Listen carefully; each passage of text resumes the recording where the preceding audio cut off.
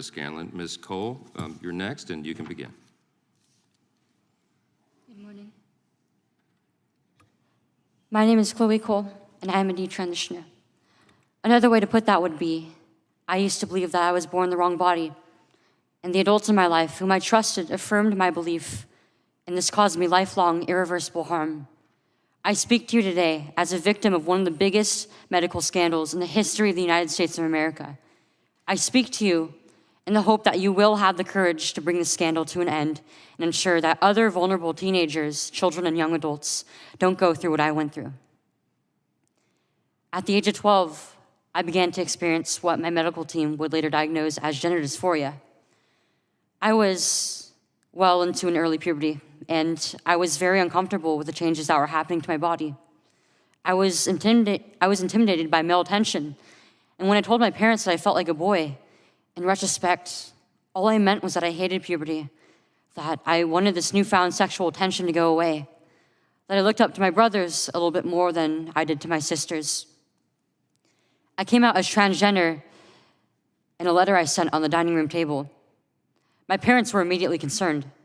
They felt like they needed to get outside help from medical professionals, but this proved to be a mistake. It immediately set our entire family down a path of ideologically motivated deceit and coercion. The gender specialist I was taken to see told my parents that I needed to be put on puberty-blocking drugs right away. They asked my parents a simple question: would you rather have a dead daughter or a living transgender son? The choice was enough for my parents to let their guard down, and in retrospect, I can't blame them. This was the moment that we all became victims of so-called gender-affirming care. I was fast-tracked onto puberty blockers and then testosterone. The resulting menopausal-like hot flashes made focusing on school impossible. I still get joint pains and weird pops in my back, but they were far worse when I was on the blockers. A month later, when I was 13, I had my first testosterone injection. This caused permanent changes to my body. My voice will forever be deeper, my jawline sharper, my nose longer, my bone structure permanently masculinized, my Adam's apple more prominent, my fertility unknown. I look in the mirror sometimes and I feel like a monster. I had a double mastectomy at 15. They tested my amputated breast for cancer. And I was cancer-free, of course. I was perfectly healthy. There was nothing wrong with my still developing body or my breasts, other than that, as an insecure teenage girl, I felt awkward about it. After my breasts were taken away from me, the tissue was incinerated.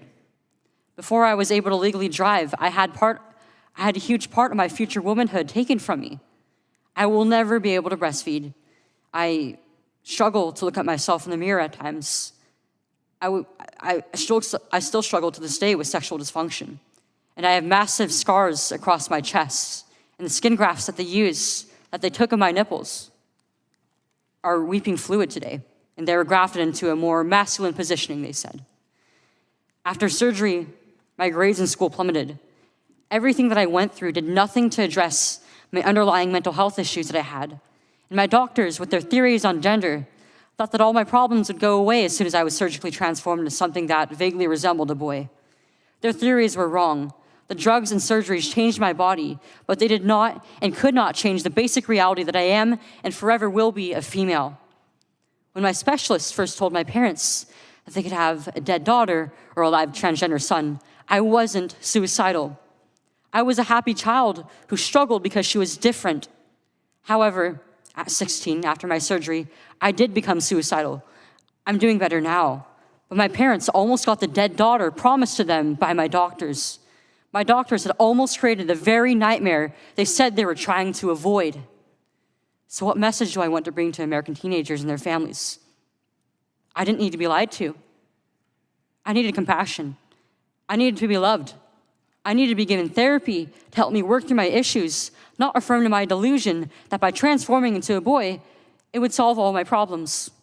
We need to stop telling 12-year-olds that they were born wrong, that they are right to reject their own bodies and feel uncomfortable with their own skin. We need to stop telling children that puberty is an option, that they can choose what kind of puberty they will go through, just so they can choose what clothes to wear or what music to listen to.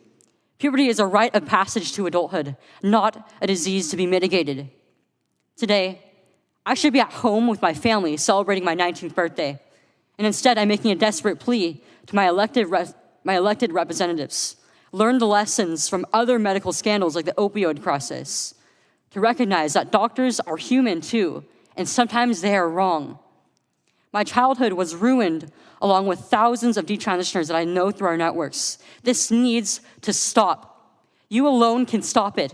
Enough children have already been victimized by this barbaric pseudoscience. Please let me be your final warning. Thank you.